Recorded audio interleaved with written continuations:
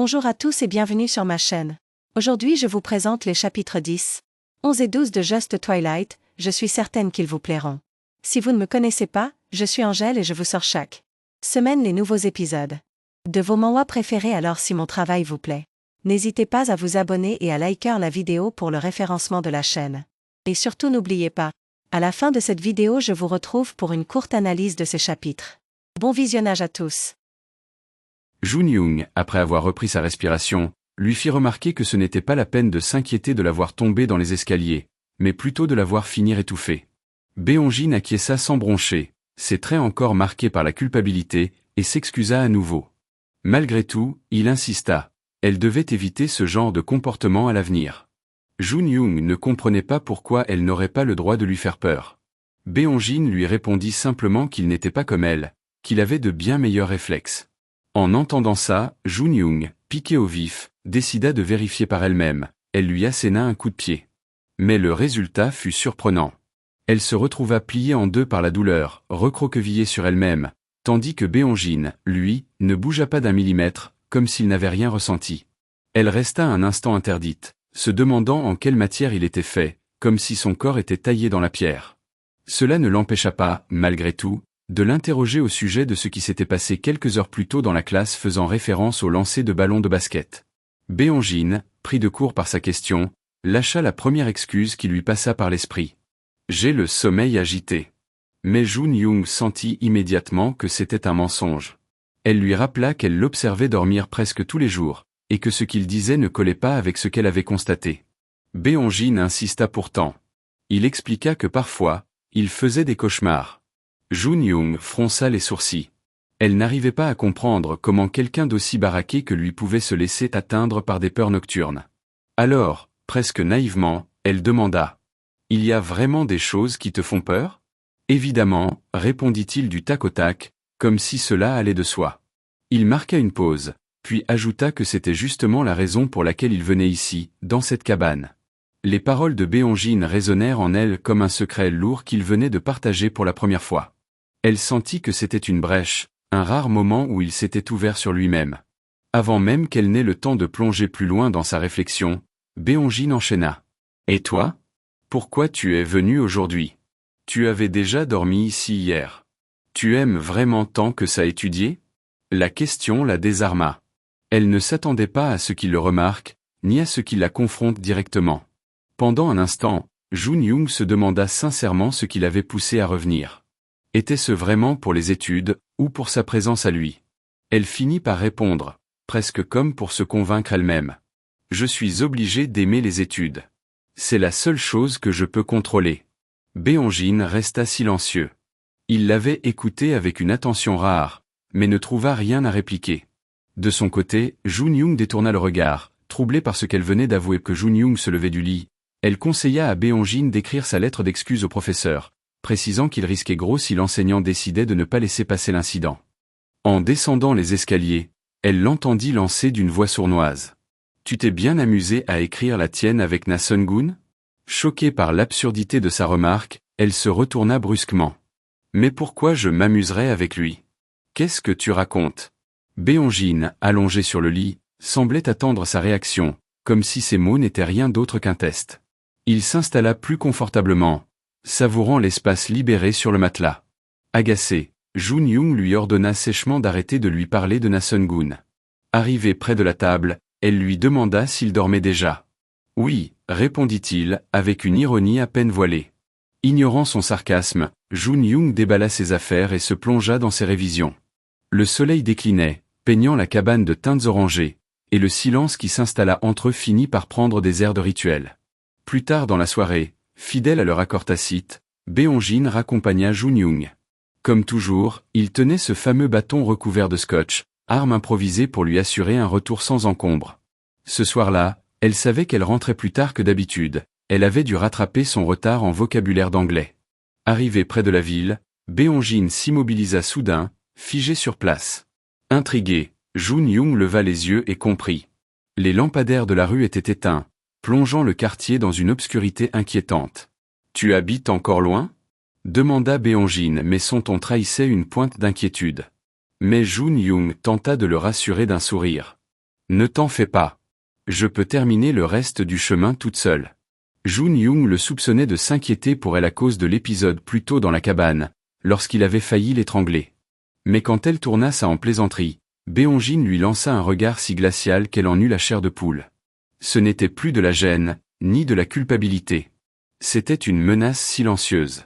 Elle n'avait pas remarqué la silhouette de l'autre côté de la route. C'est Beonjin qui, d'un signe de tête, la lui fit remarquer. Une ombre figée, immobile, comme tirée d'un mauvais film d'horreur. Le cœur battant, Jun-Young se tourna vers lui, hésitante. « Tu pourrais m'accompagner un peu plus loin ?» Beonjin esquissa un sourire discret et traversa la route à ses côtés, sans rien dire.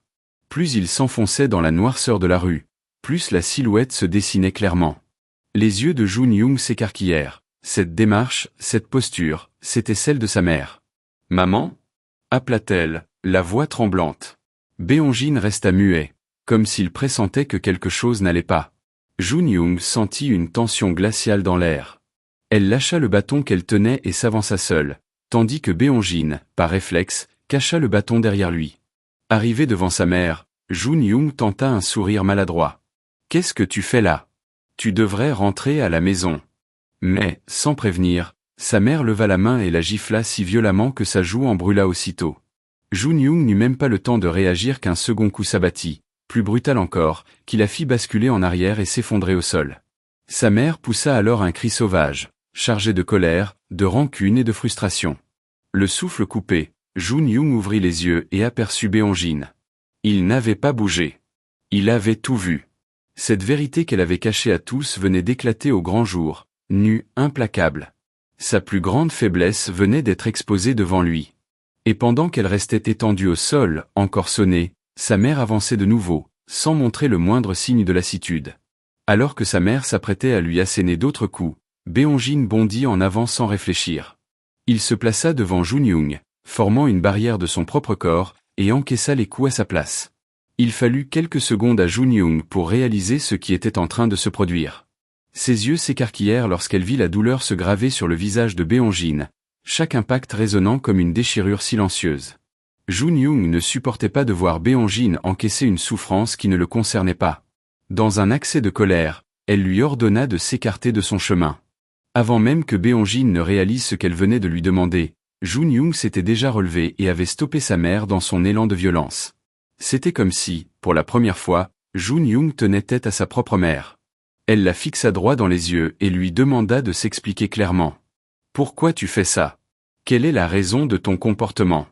Pour Jun-Young, il aurait suffi à sa mère de parler, de dire ce qu'elle ressentait, au lieu de frapper. Alors elle insista, sa voix tremblant de rage. « C'est parce que je ne suis pas rentrée hier soir, c'est ça ? Tu me punis comme n'importe quelle mère punirait sa fille ? Depuis quand il est question d'éducation chez nous ? » Son cœur battait à tout rompre. « J'ai toujours été seule. C'est moi qui ai fixé mes propres règles, mes propres principes. Alors si tu veux me frapper, frappe-moi. Mais ne fais pas semblant. Ne fais pas semblant d'être une mère comme les autres. » Ses yeux se remplirent de larmes brûlantes tandis que ses mots fusaient comme des poignards. « Ça me dégoûte que tu fasses semblant de t'intéresser à moi. » Face à cette tirade, sa mère resta figée, prise de court. Pour la première fois, c'était elle qui semblait en position de faiblesse. Alors Jun-Young lâcha le poignet de sa mère dans un accès de colère, se dirigeant vers chez elle, laissant derrière elle sa mère et Beonjin. Dans l'obscurité, la mère de Jun-Young et Beonjin se retrouvèrent seuls dans la ruelle, à peine éclairés par un lampadaire. La mère de Jun-Young posa enfin ses yeux sur Beonjin, le regardant avec insistance. Beonjin se sentit obligé de se présenter. « Bonjour, je m'appelle Kwon Beonjin. Je suis dans la classe de Jun-Young. Même si vous ne me croyez pas, il ne s'est rien passé qui vaille la peine de s'inquiéter. Ce n'est pas le genre de Jun-Young. Elle ne pense qu'à étudier. » À ces mots, sa mère ne répondit rien, mais son visage semblait déjà moins féroce. Elle s'éloigna ensuite sans un mot, s'enfonçant à son tour dans la pénombre de la ruelle qui la ramenait chez elle. Beonjin resta seule, visiblement marquée par la violence de cette situation. Bien que la douleur physique ne se fît pas sentir, elle était bel et bien présente, pesante et omniprésente. Une nouvelle journée commença. Jun-Young, assise à sa place habituelle dans la classe, écrivait, faisait bouger son stylo sur la feuille, mais sans réelle conviction. Dans son esprit, ses pensées divaguaient. Ce qui était sûr, c'était qu'elle voulait changer d'école. Non, au contraire, elle voulait tout simplement disparaître. Elle n'arrivait pas à arrêter de ressasser les événements de la veille. Elle était pourtant habituée aux crises de sa mère, mais ce qu'elle ne supportait pas, c'était le fait que Beonji n'ait pu assister à tout cela. La honte la submergeait à tel point qu'elle n'avait même plus envie de croiser son regard. Pourtant, il était évident qu'elle ne pouvait pas l'éviter indéfiniment, étant donné qu'ils se retrouvaient tous deux dans la même classe. Depuis ce matin-là, elle faisait tout pour ne pas croiser son chemin. Elle craignait que, si les événements se reproduisaient ainsi, elle ne puisse plus se rendre à la cabane, ce qui aurait un impact considérable sur les examens qui approchaient à grands pas. Elle voulait l'éviter, mais ignorait comment s'y prendre. L'espace d'un instant, Jun-young cessa de laisser ses pensées divaguer et s'aperçut que sa lettre d'excuse était enfin terminée. Elle ne s'était pas rendue compte de la prouesse qu'elle venait d'accomplir, son esprit étant ailleurs. Décidée, elle se leva pour aller la remettre au professeur en main propre. Sur son chemin, il lui était inévitable de passer près de Beonjin, qui était allongée sur la table, donnant l'impression d'être endormie. Elle ne manqua pas d'observer attentivement les marques présentes à la base de son cou, tout en percevant les ricanements de ses camarades de classe dirigés contre elle. Sur son visage se lisait à la fois culpabilité, honte et impuissance, car elle ne pouvait révéler la vérité pour le protéger. Arrivé dans le couloir, Jun-young aperçut un groupe de personnes rassemblées derrière la porte de la salle des professeurs, tous intrigués de savoir qui s'y trouvait. Était-ce une célébrité ? Lorsqu'elle arriva à la hauteur de la salle, elle se retrouva face à une femme sublime, dont la prestance et la richesse dégagée semblaient irréelles. Elle incarnait la perfection, comme si tout était calculé au millimètre près. Sa présence contrastait fortement avec ce coin reculé de l'école. Jun-young comprit aussitôt de qui il s'agissait. Jun-young, sur le point de faire demi-tour, car elle ne voulait pas subir la situation qui se dessinait devant elle, fut interrompue lorsqu'une voix derrière la porte l'invita à entrer. C'était apparemment le principal, qui insista pour qu'elle s'approche. La femme à l'intérieur posa son regard sur Jun-young, se demandant si c'était bien celle dont on lui avait parlé. Le professeur, enthousiaste, la présenta aussitôt. C'est bien Jun-young, la meilleure élève de l'école. Pour une gamine née dans un coin de campagne, elle en a dans le crâne, dit-il sur un ton moqueur, mettant Jun-young mal à l'aise. La jeune femme acquiesça, ravie de pouvoir enfin mettre un visage sur le nom de la fille considérée comme la meilleure. J'ai entendu dire qu'un ballon lancé par Na Sun-gun t'a valu un malaise, ajouta-t-elle. À ce moment-là, Jun-young eut la confirmation. Il s'agissait bien de la mère de Na Sun-gun.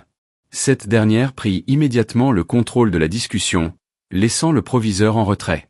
Malgré ses efforts pour s'impliquer, ses paroles semblaient impuissantes face à l'autorité naturelle et imposante de la femme. La mère de Na Sun-gun prit le temps de demander à Jun-young comment elle se sentait depuis l'incident de l'autre jour. Jun-young, qui ne voulait pas en faire tout un plat, resta détachée dans ses réponses, mais intérieurement elle se sentait mal à l'aise. La femme en face d'elle semblait percevoir ce malaise. Prenant la tasse de thé posée devant elle, elle poursuivit son discours, en rappelant aux professeurs présents dans la salle les projets futurs qu'elle souhaitait réaliser pour l'école où son fils était scolarisé temporairement. Elle évoqua son désir de construire un stade et insista pour que les professeurs soient plus attentifs à la santé des élèves. Il était évident pour la mère de Na Sun-gun qu'elle détenait le contrôle, même sur les professeurs de son fils. Elle fit référence à la lettre d'excuse que Na Sun-gun devait écrire et souligna que c'était bien la première fois que son fils se retrouvait confronté à une telle situation. Elle expliqua que cela lui faisait de la peine de le voir se creuser autant la tête pour si peu. Sans le dire explicitement, le problème était déjà réglé. Le professeur ne put que s'incliner face à la demande de la mère de Na Sun-gun. Il n'y avait d'autre choix que de lui donner raison. Une personne toujours présente dans la salle observa le comportement de M. Matt, qui faisait profil bas face à l'autorité de la mère de Na Sun-gun, détentrice du pouvoir grâce à son argent. Na Sun-gun, qui était arrivé entre-temps, interrompit la réunion. Aux yeux de Jun-young, il paraissait comme un prince qu'elle ne souhaitait pas approcher. Lorsqu'elle vit son fils entrer dans la salle, la mère de Na Sun-gun mit fin à la discussion en déposant sur la table une enveloppe. « Offrez-vous un bon dîner sans pression. Voyez ceci comme l'expression de ma bonne volonté, dit-elle. » Le proviseur, face à cette généreuse attention, fit mine d'être gêné. Puis il s'inclina, et tous les trois s'inclinèrent à leur tour jusqu'à ce que la mère de Na Sun-gun disparaisse. À peine sorti de la salle, l'ensemble des professeurs sembla pouvoir respirer à nouveau. Monsieur Matt s'affala sur le canapé, se demandant comment une femme pouvait être aussi féroce. Le proviseur, toujours debout, lui rappela de faire attention à ce qu'il disait, étant donné que le projet du stade coûtait très cher. Tout cela n'était qu'une pure stratégie. Jun-Young, toujours présente dans la salle, interpella Monsieur Matt pour lui indiquer qu'elle avait en main la lettre d'excuse qu'elle devait lui remettre. Mais Monsieur Matt ne prêta pas attention à elle et, d'un signe de la main, lui indiqua de la déposer simplement sur la table. Jun-Young sortit de la salle et dépassa sans même jeter un regard la mère de Jun-Young, la mère de Na-Sun-gun et ce dernier. Mais la mère de Na-Sun-gun, qui observait Jun-Young avec beaucoup de curiosité, l'interpella une dernière fois. Elle s'arrêta, et Na-Sun-gun fit les présentations entre elle et sa mère. « Voici ma mère, elle avait quelque chose à faire ici », dit-il sur un ton légèrement malaisant. La mère de Na-Sun-gun justifia elle-même sa présence par le fait que son fils avait fait une bêtise. Mais Na-Sun-gun ne savait pas de quoi elle parlait. Interrompant leur discussion entre mère et fils, Jun-Young exprima à voix haute la véritable raison de sa venue. « Vous n'êtes pas venu pour le stade, lui dit-elle. La mère de Na-Sun-gun ne s'attendait pas à une telle question. Elle se figea sur place. Dans cet instant, elle dirigea son regard sur Jun-Young et finit par lui adresser un sourire. Sur le moment, Jun-Young regretta d'avoir prononcé ces mots. Alors la mère de Na-Sun-gun s'avança vers elle et lui avoua qu'elle était également la raison pour laquelle elle était venue à l'école. « Il n'arrête pas de parler de toi, alors j'avais hâte de te rencontrer, avoua-t-elle, tandis que Na-Sun-gun restait silencieux. Tu es jolie et tu as l'air intelligente. Qu'est-ce que tu fais samedi? Veux-tu venir à la maison? Demanda la mère de Na-Sun-gun à Jun-Young.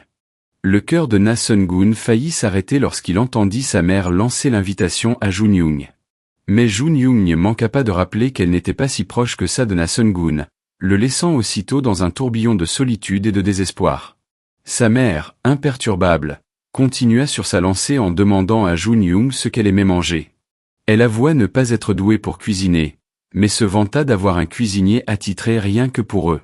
Elle donna ensuite l'heure et le lieu du rendez-vous, samedi, à 12h30, près de l'église Midom. Jun-Young n'eut à peine le temps de confirmer que sa mère lui proposa même de lui envoyer une voiture, si cela l'intéressait. Mais Jun-Young déclina aussitôt l'offre. Alors, la mère de Na-Sun-gun leva une main en signe de salutation et sembla impatiente que samedi arrive enfin. Puis elle s'éloigna, laissant derrière elle son fils et Jun-Young, dans une atmosphère lourde et singulière, que seule elle savait imposer. Na-Sun-gun sentit le malaise qui venait de s'installer. Jun-Young se retrouva contrainte d'écouter ses excuses. Il avança que sa mère aimait que tout se déroule selon son propre rythme. Mais Jun-Young était bel et bien décidée à ne pas se rendre à ce rendez-vous. Elle l'informa qu'elle ne pouvait pas venir chez lui sans une véritable raison, et lui demanda gentiment de transmettre ses excuses. Na-Sun-gun, pourtant, ne la laissa pas terminer sa phrase. Il lui rappela qu'elle avait été invitée. Et que cela, à lui seul, suffisait pour en faire une bonne raison. Jun-Young ne s'attendait pas à une telle réponse. Sur le moment, elle resta muette, incapable de trouver quoi répliquer. Lui, s'éloigna en la saluant, précisant qu'il l'attendrait comme prévu samedi, devant l'église. Il la laissa seule, plongée dans un esprit confus. Dans le couloir, les camarades qui avaient observé la scène de loin se mirent à chuchoter, accentuant le malaise intérieur de Jun-Young. Plus loin, dans la classe, Yezo, rouge de colère, tapa 2 coups secs sur sa table. Elle n'en revenait pas, Jun-Young venait d'être invitée par la mère de Na-Sun-gun chez eux.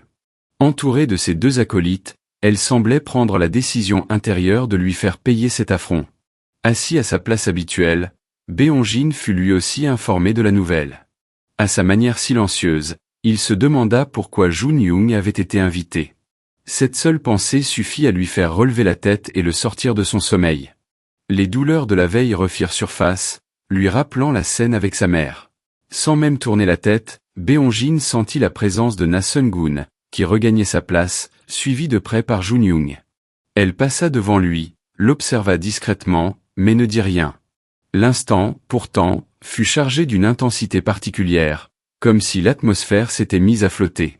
À présent qu'elle était revenue à sa place, Beonjin pouvait l'observer à loisir, en toute discrétion. Le cours reprit, mais ses pensées, elle, divaguaient. Qui avait l'habitude de l'observer remarqua sans difficulté que Jun-Young semblait déconcentré. Il se demanda à quoi elle pouvait bien penser à cet instant. Soudain, autour de lui, tout disparut. Il n'y avait plus qu'elle, Jun-Young, dans son champ de vision. Le reste du monde s'effaça, et il en oublia jusqu'à la présence de la classe. Il se remémora à quel point il aimait la voir s'immerger dans son travail. Chaque fois qu'elle se perdait ainsi dans ses pensées ou dans l'écriture, quelque chose de particulier planait dans l'air. Le temps se ralentissait, les sons s'adoucissaient, comme si l'atmosphère entière se laissait apaiser par sa présence. Il avait souvent remarqué que, lorsqu'elle travaillait, ses yeux s'illuminaient et son stylo bougeait d'une façon irrégulière, presque musicale. Même les bruits légers que faisait sa plume sur le papier devenaient importants pour lui, comme une mélodie discrète qu'il était le seul à percevoir. Jun Young n'était pas comme les autres. Elle seule parvenait à lui faire sentir qu'il n'était pas totalement seul, lui dont la vie était chargée de secrets qu'il gardait enfouis, et qui lui pesaient bien plus qu'il ne voulait l'admettre. Ce qui l'intriguait encore davantage, c'était qu'il ignorait quand cela prendrait fin ou si cela s'arrêterait un jour. Mais dans cette lassitude cruelle qu'il habitait, une chose restait certaine. Jun Young était la seule capable de détourner son esprit, de le libérer un instant de ces chaînes invisibles. Jun Young était connue dans ce lycée, mais elle ne semblait pas s'en rendre compte. Jolie, appliquée, toujours en tête de classe, tout cela attirait inévitablement les regards. Pourtant, elle ne traînait avec personne. Tous ceux qui avaient essayé de s'approcher s'étaient heurtés à un refus net. Elle donnait l'impression d'être une île coupée du monde, et c'est sans doute ce qui avait poussé certains à parler d'elle. Mais ce n'était pas la raison pour laquelle Beonjin s'y intéressait. Ce qui l'avait captivé, c'était ce moment où, assis derrière elle, il fixait l'arrière de son crâne. Elle s'était assise devant lui, silencieuse, et depuis, il ne pouvait s'empêcher de l'observer. Même après plusieurs siestes, à chaque réveil il constatait la même chose. Sa posture n'avait pas bougé d'un poil, et son stylo continuait à bouger à ce rythme saccadé, presque mécanique. En la regardant, une foule de questions lui traversaient l'esprit. Est-ce que c'est vraiment si passionnant d'étudier ? Trouve-t-elle du plaisir à répondre aux exercices ? Est-ce pour elle un jeu, ou peut-être une porte de sortie ? À toutes ces questions, Beonjin n'eut jamais de réponse. Il continua pourtant de l'observer, comme si elle était sa seule distraction et qu'elle remplissait la classe à elle seule. En la regardant de dos, il apprit beaucoup d'elle. Par exemple, il remarqua que son regard se posait souvent sur Na Sun-gun. Ce détail le déçut peut-être, se dit-il, est-elle tombée sous le charme du « prince » du lycée, comme les autres. Pourtant, le fait qu'elle reste froide et distante avec lui le fit sourire intérieurement. Cette distance, cette réserve la rendait différente, et c'était précisément ce qui l'intriguait le plus. Et puis arriva ce fameux jour où il se retrouva nez à nez avec Jun Young dans cette maison. Le simple souvenir de sa réaction, la toute première fois qu'elle l'avait vu ici, suffisait à lui arracher un sourire. L'observer était devenu pour lui un jeu, presque un plaisir secret, tout comme le fait de cacher leur relation au reste du monde. Dans cette maison, Beonjin se sentait libre. Il pouvait être lui-même, agir comme un lycéen ordinaire, sans ce poids permanent qui le suivait partout ailleurs. Mais une question s'imposait désormais.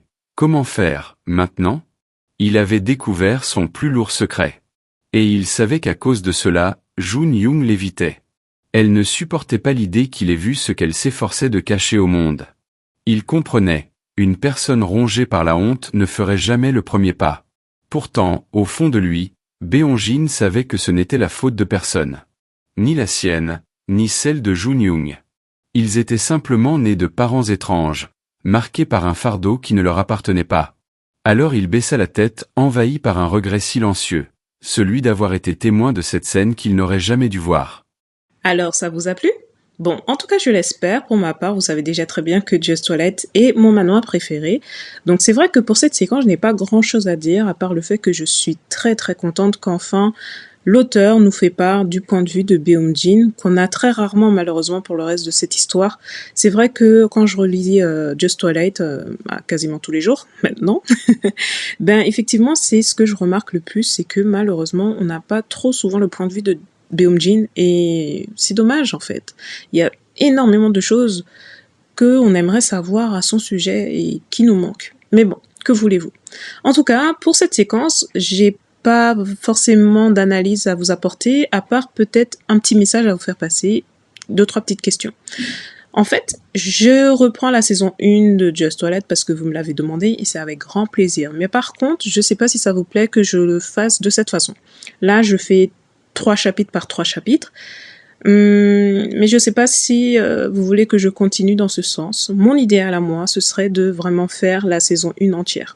Malheureusement, je n'ai pas encore trouvé le moyen de le faire, à part s'il faudrait que je me prenne vraiment un temps dédié pour ça et que pendant 3 jours, je m'enferme dans ma chambre et que je bosse sur cette vidéo.